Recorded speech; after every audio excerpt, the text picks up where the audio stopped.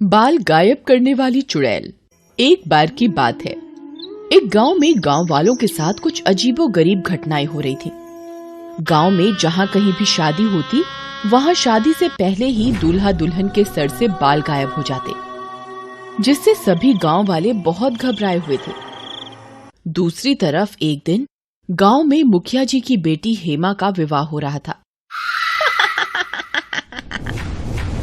इन गांव वालों की इतनी हिम्मत, हमारे बार बार डराने और इनको गंजा करने के बाद भी इस गांव में शादी की शहनाई बजने जा रही है। पर हम ऐसा नहीं होने देंगी, हरगिज़ नहीं। विवाह का मुहूर्त निकला जा रहा है, कन्या को बुलाया जाए।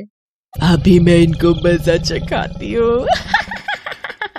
तभी कुछ देर बाद पंडित के मंत्र पढ़ने से पहले ही वो चुड़ैल दूल्हा दुल्हन के सर पर से बाल गायब कर देती है। अरे अरे अरे, ये क्या, मेरे बाल कहाँ गए? हाय राम, मैं तो टकली हो गई। हेमा फूट फूट कर रोने लगती है। हे भगवान, ये क्या अनर्थ हो गया। आज ही मेरा विवाह था और ये मेरे सारे बाल कहाँ गए। अब मैं किसी को भला क्या मुंह दिखाऊंगी। बड़ी आई अपनी बिटिया का विवाह करने। इसको बड़ा अपनी खूबसूरती का घमंड था, अब बिना बालों के बिल्कुल चांद का टुकड़ा लग रही है। सही कहा बहन। शिल्पा अपनी शादी टूटने और गांव वालों के सामने हुई अपनी बेइज्जती बर्दाश्त नहीं कर पाई और कुछ दिन बाद उसने मजबूरन फांसी लगाकर आत्महत्या कर ली और शिल्पा की आत्मा भी उस लंबे बालों वाली चुड़ैल के गिरोह में शामिल हो गई। गांव की एक और भटकती आत्मा आज मेरी गुलाम हो गई। अब मेरी शक्तियां और तेजी से बढ़ जाएंगी और फिर ये सारी दुनिया बिना बालों की गंजी बदसूरत हो जाएगी और मैं हमेशा के लिए अमर हो जाऊंगी। बाबा जी, अब आप ही कोई हल निकालिए। ना जाने गांव में कौन सी काली शैतानी शक्ति का साया है जो सबको गंजा कर रही है। ये कोई मामूली चुड़ैल नहीं, बल्कि तुम गांव वालों की सताई हुई चुड़ैल है, जो दिन रात बदले की आग में जल रही है। जब तक पूरे गांव वालों के सर से बाल गायब नहीं हो जाते, उसका बदला पूरा नहीं होगा। गांव वालों के सर से गायब हुए बाल ही उस चुड़ैल की शक्तियों को तेजी से बढ़ा रही हैं। अगर उसे समय रहते नहीं रोका गया तो अनर्थ हो जाएगा। पर बाबा, वो है कौन और हमने उसका क्या बिगाड़ा है? कुछ साल पहले पास ही के गांव में एक चंपा नाम की लड़की रहा करती थी। जन्म से ही उसके सिर पर बाल नहीं थे, जिसकी वजह से उसका विवाह नहीं हो पा रहा था। माँ, अब मेरा विवाह नहीं हो पाएगा क्या? क्या मैं हमेशा ऐसी कुंवारी रहूंगी? बिना बालों के मैं इतनी बदसूरत लगती हूँ क्या? अरे बेटा, तुम ऐसा क्यों सोच रही हो? रुको, हम इसका कोई उपाय ढूंढते हैं। ये कहते ही चंपा के मामा का कॉल आता है। चंपा की आवाज से मामा जी समझ जाते हैं कि जरूर कुछ तो गड़बड़ है। अरे क्या हुआ बिटिया रानी, बड़ी उदास लग रही हो?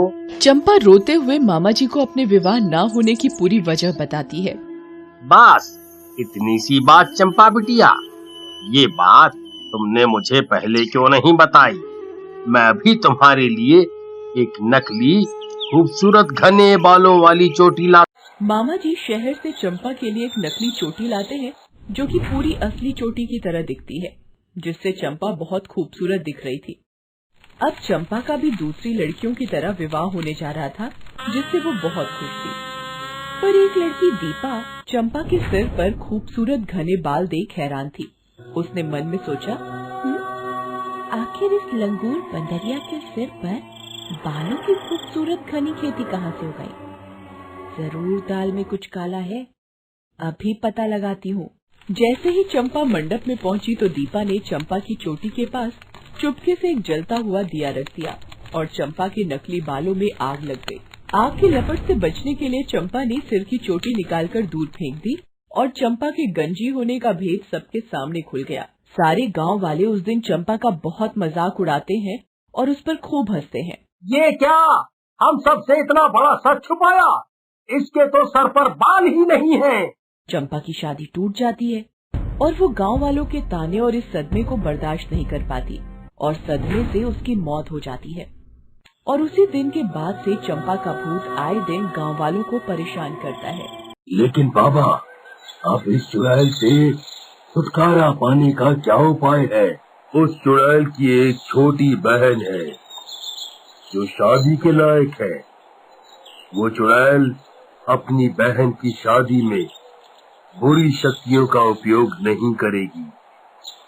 उसी का फायदा उठाकर मौका मिलते ही मैं उस चुड़ैल के बाल में आग लगा दूंगा, तो वो इस दुनिया से मुक्त हो जाएगी और गांव वालों के गायब हुए बाल भी वापस आ जाएंगे।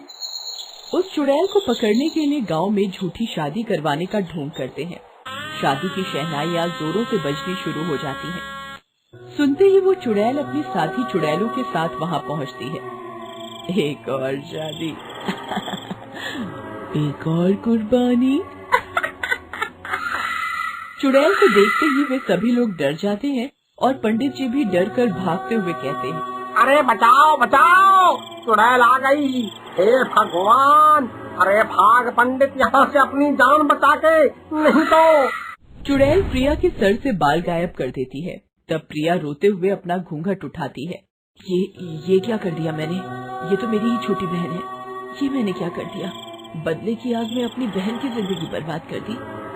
तभी पहाड़ी बाबा चुपके से आकर अपनी तंत्र शक्तियों के साथ उस चुड़ैल के बालों में आग लगा देते हैं। ओम ऐं ह्रीं श्रीं नमो भगवते भूत पिशाच शाकिनी फट स्वाहा। ओम ऐं ह्रीं श्रीं नमो भगवते भूत पिशाच शाकिनी फट स्वाहा। ओम ऐं ह्रीं नमो भगवते पिशाच शाकिनी फट स्वाहा। बाबा के मंत्र बोलते ही वो चुड़ैल जोर जोर से चीखने चिल्लाने लगती है। धोखा धोखा धोखा हुआ है मेरे साथ, मेरा बदला पूरा नहीं हुआ। चुड़ैल के जलते बालों के साथ उसकी सारी काली शक्तियाँ खत्म हो जाती हैं और उसे इस दुनिया से मुक्ति मिल जाती है और गांव वालों में सभी लोगों के गायब हुए बाल भी वापस आ जाते हैं, जिससे सभी गांव वाले बहुत खुश होते हैं। Thanks for watching.